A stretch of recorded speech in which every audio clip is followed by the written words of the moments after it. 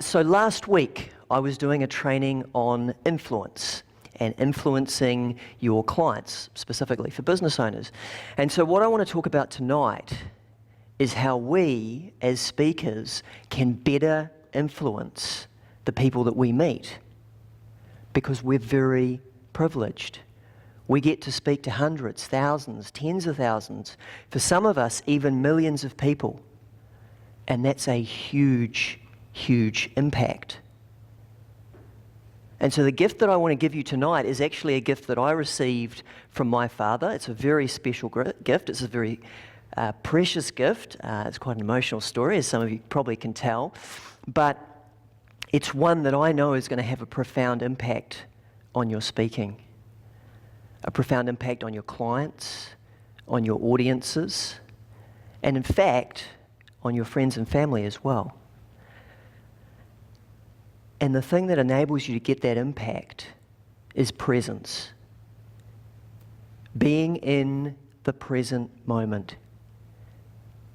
How many of you have heard a speaker? You know, sometime in the past you've heard a speaker and you've gone, wow, that person is present. They are here now. They're not thinking about last week. They're not thinking about what they're going to do next week. They're not going, oh yeah, later on I've got to call Murray, I've got to call this person. I've just sent that email. They're here now. And that's the kind of impact that we can have as speakers. And it starts actually before we even get on the stage. It starts when we first go and meet with that client. And I've heard Bill tell a lot of lovely stories about going and meeting with his clients and what he says to them, because he's there with them, he's present, he's listening to what they're saying. He's not thinking about the next person he's going to go and see. He's listening. What do they want? When I get to their audience, what do they need to experience? What do they want me to bring to the table? Doesn't matter if it's a keynote or an MC or closing a conference. What do I need to bring to create the experience that they want? And this is the profound impact that your presence as a speaker can have. But not just on the stage, also when you're out in your day-to-day life. So I'm going to tell you the story now of how I received this gift originally, because this is something that I really want you guys all to take away with you tonight. So in 2008, my father was terminally ill. We got a phone call from Middlemore Hospital saying he'd gone into respiratory arrest. Went into the hospital, sat down with the doctors, and of course you have that conversation, as I'm sure some of you here have had, where they say, look, we'd like to do a do not resuscitate order. And he'd been sick for a while, and he was comfortable, he was okay with going, and so we said, yep, that's fine, we can put that in place. And they said, look, we don't think he's going to make it through the night.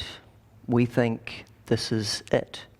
And actually, having spent a bit of time with him that afternoon, I agreed with him. I went, you know, he didn't really have any memory of what had happened, and he was having trouble forming new memories. So every 3 to 5 minutes, reset. And so we said, okay, yeah, that's fine. Now, this was at Middlemore. They didn't have anywhere they could put us, so they put us where they could, which was in a kind of a cafeteria lounge type thing. There's a bit of a smell of coffee and food and whatnot, and tables and chairs. And they put my father, Robert, at one end, and we took turns sitting with him, and my brother, Scott, and my mum would sleep on the chairs while one of us would sit with him.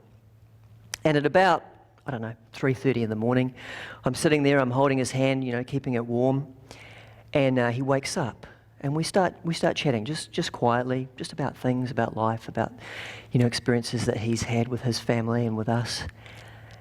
And he looks at me and he says, you know, it's been a great life, but too short, just too short. And that's what we can so often miss. We can blink and we can miss moments that we should be treasuring, moments that we should be enjoying, but we're so busy in our modern lifestyle, running around, worrying about, oh yeah, what am I going to do tomorrow? What am I going to do next week? What am I going to do in 3 weeks' time? Or for some people, they're caught up in dramas in the past. They're like, oh, well, that person did this, and they did that, and they did the other thing, and they wrecked my car. You lose all of your power, all of your pleasure, all of your enjoyment of life when you're stuck in the past and worried about the future. Now, that's not to say the past doesn't have its place. We can learn things. It's not to say the future doesn't have its place. We need a plan for the future. Otherwise, we'll arrive there unprepared. But if we lose the present, we actually lose everything. We don't see the joy that our daughter has going down the slide, or taking our son caving for the first time. He's like seeing glowworms and eels in the cave. And if we're not present, we miss those things. And if we're not present with our audiences, they don't have all of us. There's bits of us that we are not bringing to the table. And our audiences deserve all of us, not just some of us. So when you guys leave here tonight, I want you to remember presence. Bringing presence when you're meeting with clients, when you're speaking to audiences, but also when you're with friends and family. Unfortunately, my dad, fortunately he didn't die that night, but he did die 3 weeks later.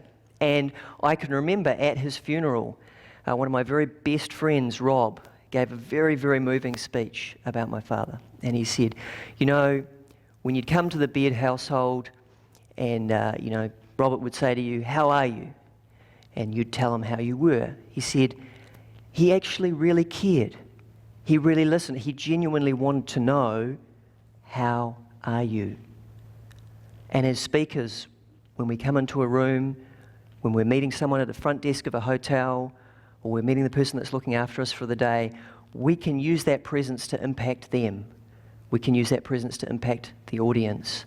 And most importantly, we can use that presence in our day-to-day life to be closer to those around us, to impact our kids' lives, our friends' lives.